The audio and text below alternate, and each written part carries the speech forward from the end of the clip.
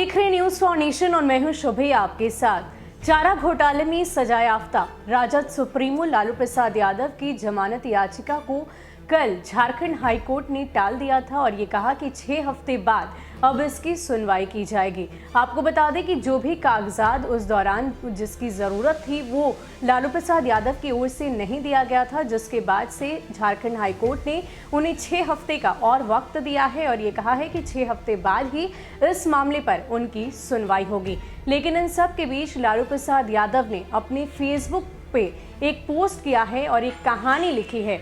उन्होंने इस कहानी को बिल्कुल ही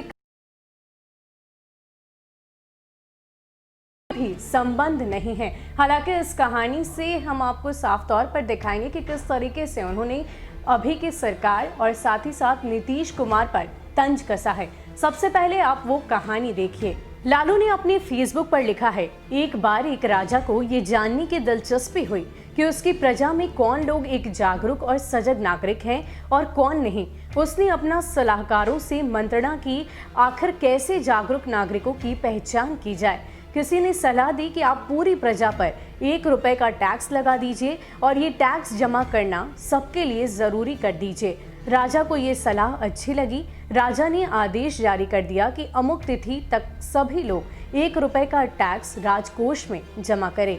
राजा सोच में था कि कितने लोगों को इस आदेश के बारे में पता चल पाएगा। आखिर कितने लोग इतने जागरूक हैं कि राजा द्वारा लिए गए फैसलों और आदेशों की जानकारी रख सके और उसका पालन कर सके।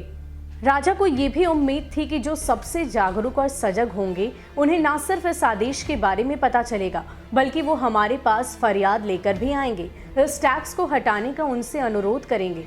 1 दिन बीता, 2 दिन बीत गए, तीसरा दिन भी बीत गया। टैक्स तो बहुत लोगों ने भरा मगर राजा के पास उस टैक्स के विरोध में फरियाद लेकर कोई नहीं आया।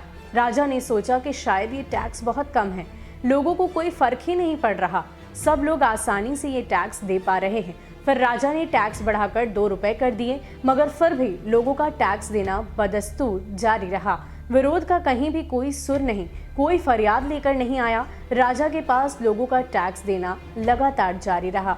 राजा ने टैक्स बढ़ाकर 3 रुपए, फिर 3 से 4 और 4 से 5 रुपए कर दिए मगर फिर भी लोगों का राजकोष में टैक्स देना जारी रहा। हार कर राजा ने फैसला लिया कि सभी प्रजा को न सिर्फ 5 रुपए टैक्स देने होंगे बल्कि टैक्स जमा करने के बाद उन्हें 2 कोड़े भी खाने होंगे। कोड़े मारने के लिए सिपाहियों को तैनात किया गया।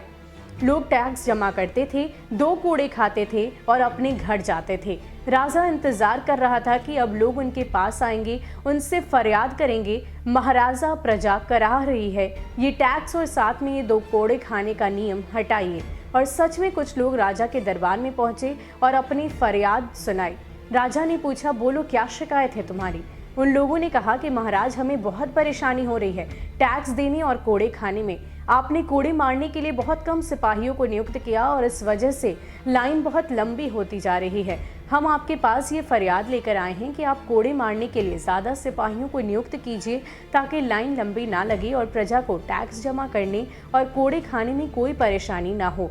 अपनी पोस्ट के अंत में लालू यादव ने लिखा कि ये कहानी पूरी तरह से काल्पनिक है और इसका आज के हालात और हालिया किसी भी घटना से कोई संबंध नहीं है।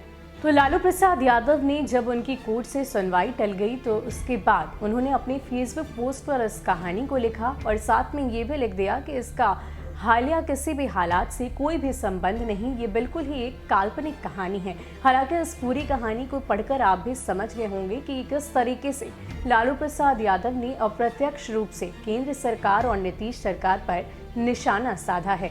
फिलहाल के लिए इतना ही। ऐसे ही अपडेट्स के लिए आप हमारे साथ बने रहिए और देखते रहिए न्यूज़ फॉर नेशन। नमस्कार।